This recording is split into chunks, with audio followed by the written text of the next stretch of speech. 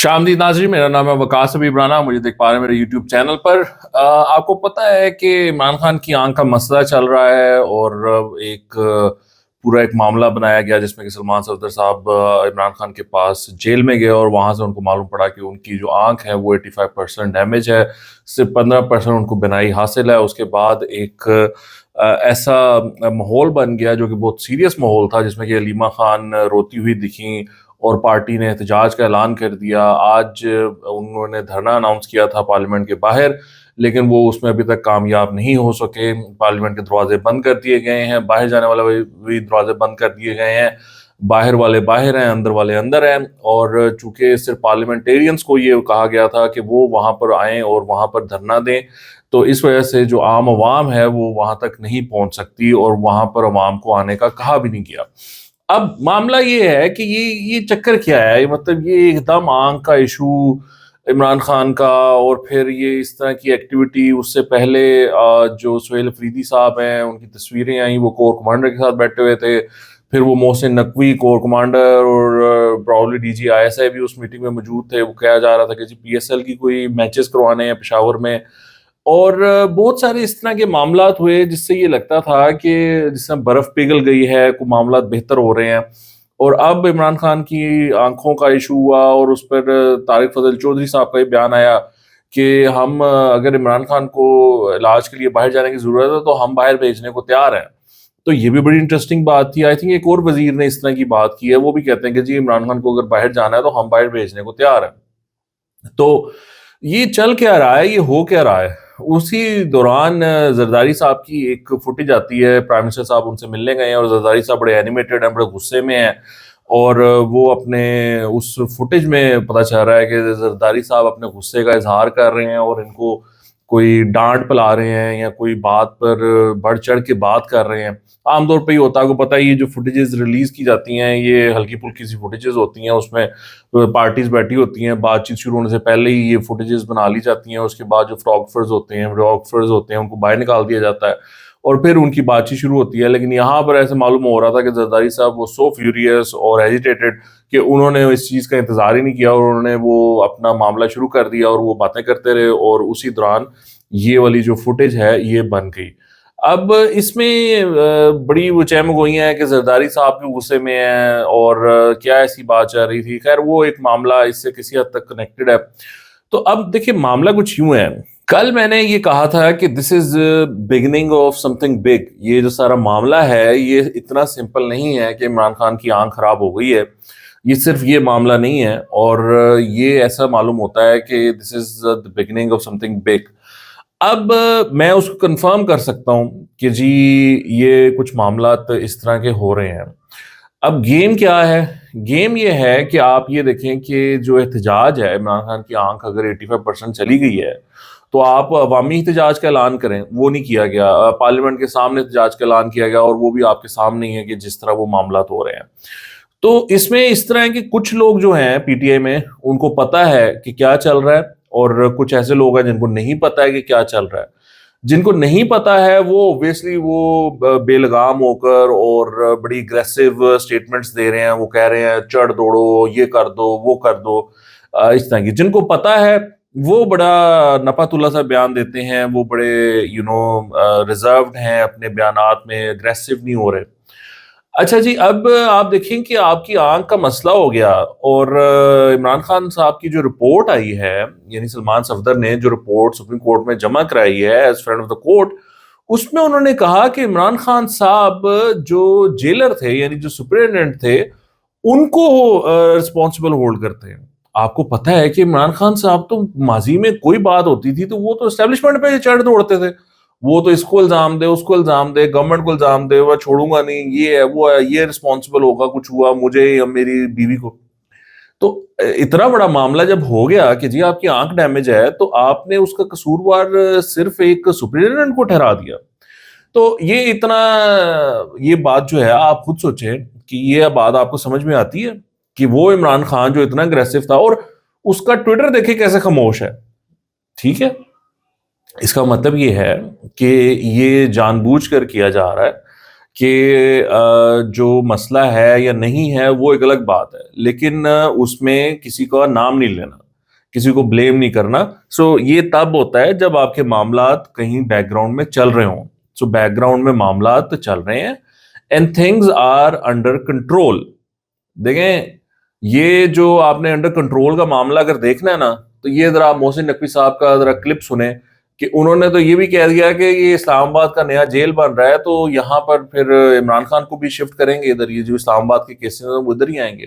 وہ کتنے ریلیکس ہیں، اور وہ دھرنے کے بارے میں کتنے ریلیکس ہیں، ہر چیز کے بارے میں کتنے ریلیکس ہیں، یہ ذرا دیکھیں آپ. سر اگر احتجاج کی کال دی جاتی ہے تو پھر دوبارہ سے اسلام آباد کو بند کریں گے؟ ابھی تو دھرنا جاری ہے. تحریک انصاف کہہ رہی ہے 48 گھنٹے کا ٹائم دیا گیا ہے تحریک انصاف کی طرف سے. اگر وہ کہتے ہیں کہ اگر ہمارے مطالبات نہیں مانے جاتے تو ہم احتجاج کی طرف آئیں گے. 48 گھنٹے کے بعد بات کر لیں گے اس کے اوپر. تو یہ آپ نے دیکھا ہے، یہ اگر کوئی خطرہ ہو، یہاں پر دھرنے ہو رہے ہوں یا یہاں پر عمران خان کی آئی لاس ہو گئی ہے، اس کے بعد کوئی معاملات خراب ہو رہے ہوں، تو انٹیریئر منسٹر تو اتنا ریلیکس نہیں ہو سکتا. یہ تو مطلب کوئی چھوٹی سی چھینگ مارتا ہے تو یہ لوگ شہر بند کر دیتے ہیں، اسلام آباد پنڈی کنٹینر ہی کنٹینر، تو وہ بھی کوئی نہیں ہوا، کوئی کنٹینر نہیں ہوا. سو یہ بڑا انٹرسٹنگ ایک معاملہ چل رہا ہے جہاں پر کہ بہت ساری جو چیزیں ہیں وہ اتنی سمپل ہیں نہیں جتنی دکھتی ہیں. اچھا موڈیلٹیز پہ بات کر لیتے ہیں کہ اسٹیبلشمنٹ کیا دے گی عمران خان کو اور عمران خان کیا دیں گے اسٹیبلشمنٹ کو. تو دیکھیں یہ جو سارا ایپیسوڈ ہے اس کے رزلٹ میں ایک چیز یہ ہو سکتی ہے کہ بشرا بی بی کو کیسز میں سے نکالا جا سکتا ہے. دوسرا عمران خان صاحب کو ہاسپٹل شفٹ کیا جا سکتا ہے، تھوڑا سا وہ ریلیکس ہو جائیں گے، کوئی گرمیاں ان کی ادھر ہاسپٹل میں گزر جائیں.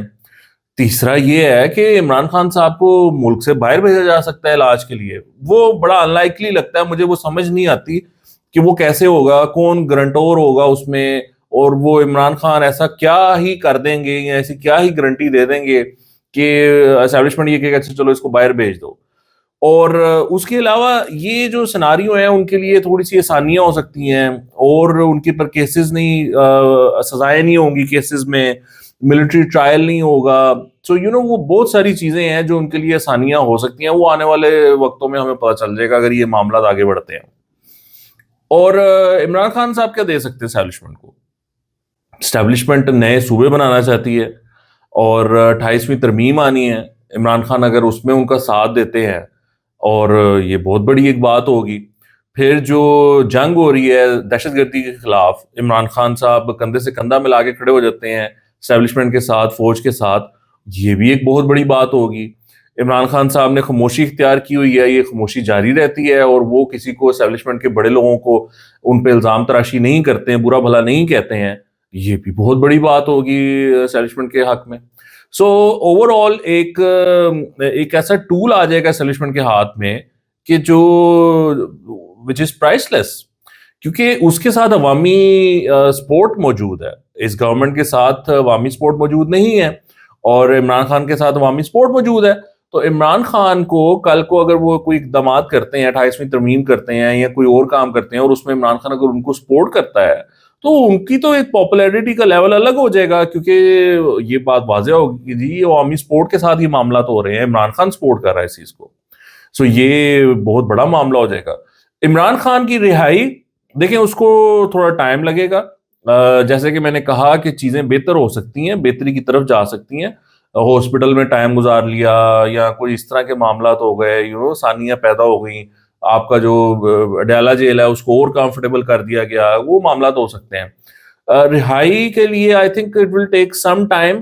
آئی don't think that's going to happen right away, unless جو آپ کی گورنمنٹ ہے اور ان سب لوگوں کے درمیان ایک ایسی کوئی ڈیل ہو گئی ہوئی ہے جس میں کہ بہت ہی زبردست قسم کی کوئی سب کو کچھ اتنا مزیدار مل گیا ہوا ہے کہ سب اگری کر گئے کہ اچھا چلو ٹھیک ہے یہ کر لیتے ہیں اور فوراً ہی کر لیتے ہیں.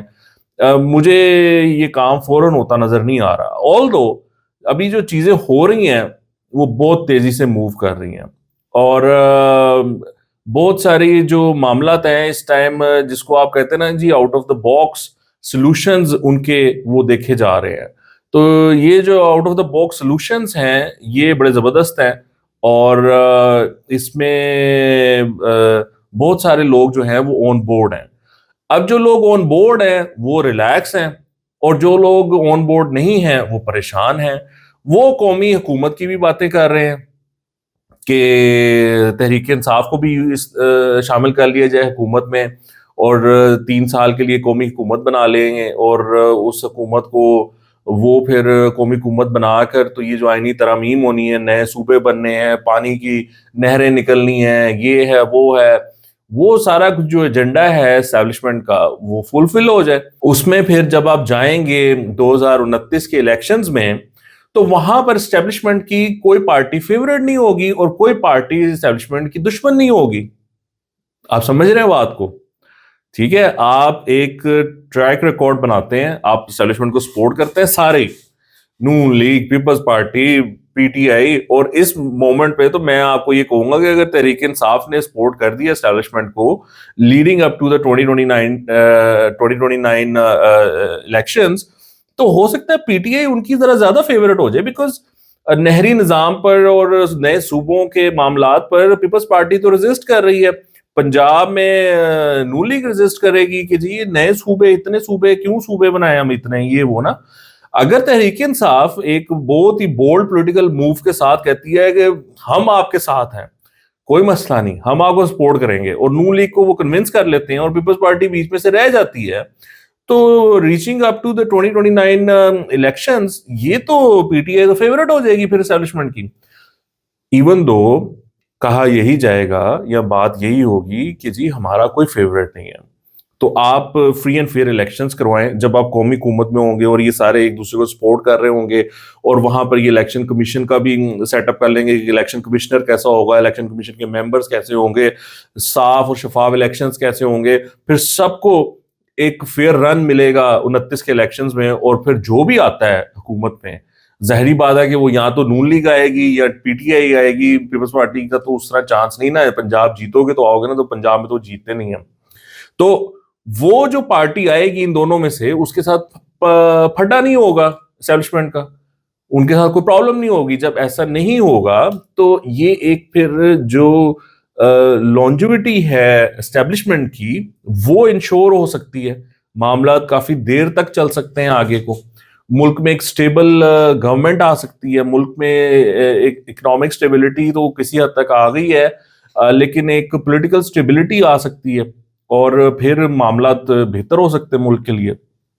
سو یہ ایک بڑی انٹرسٹنگ گیم ہے, یہ ایک بڑی انٹرسٹنگ پلاننگ ہے. اس کی جو پلاننگ ہے وہ اگلے 2-3 سال کی پلاننگ ہے, یعنی 26 میں آپ بیٹھے ہیں نا جی, تو وہ 2-3 سال مطلب 2028-29 کے وہاں جا کے کیا ہونا ہے, وہ الیکشنز آنے ہیں نا, اس کے مطابق ہو رہی ہے. تو یہ ایک اس طرح کا معاملہ ہے جس میں کہ ساری کنسیڈریشنز موجود ہیں. میں آپ کو یہ 2-3 سال کا پہلے بھی ذکر کر چکا ہوں, یہ سارا کھیل شروع ہونے سے پہلے. تو ہم بھی تھوڑی سی نبض پہ ہاتھ رکھتے ہیں کہ کیا چل رہا ہے ہمارے پیارے اسلام آباد اور پنڈی میں, اور وہ لوگ کیا سوچ رہے ہیں اور وہ کیا کرنا چاہتے ہیں اس ٹائم. تو یہ سچویشن جو ہے یہ بڑی انٹرسٹنگ ہے. Again this is the beginning of some thing big. سارے پلیئرز نے اگر فیئر پلے کیا, عقل مندی سے کھیلے, پولیٹیکل مووز انہوں نے اپنی کیلکولیٹڈ کی, اچھے سے کی, تو اس میں بہت مزیدار سی ایک صورت اور تصویر بن کر آئے گی جو شاید بہت سے لوگوں کے لیے ایکسیپٹیبل ہو, اور جو تحریک انصاف کا بڑھتا ہوا خطرہ ہے یا چیخو پکار ہے وہ کم ہو جائے گی, اور ان کے لیے معاملات بہتر ہو جائیں گے. لیکن 9 مئی کا کیا ہوگا, 9 مئی پر کیا اسٹیبلشمنٹ کمپرومائز کرے گی, کیا عمران خان اس پہ معافی مانگیں گے, یہ 2 باتیں ہیں جو کہ ہمیں دیکھنی ہوں گی. اس کا ابھی کسی کو نہیں پتا یا اس پہ کیا بات چیت ہوئی ہے, میں اس پہ اسپیکولیٹ نہیں کرنا چاہتا, وہ ہم دیکھیں گے کہ اس کے بارے میں کیا ہوتا ہے. پلیز میک شیور کہ آپ چینل کو سبسکرائب کر لیں اور بیل آئیکن بھی دبا لیں. ابھی کے لیے اتنا ہی, آپ کو دیکھنے کا بہت شکریہ. خدا حافظ.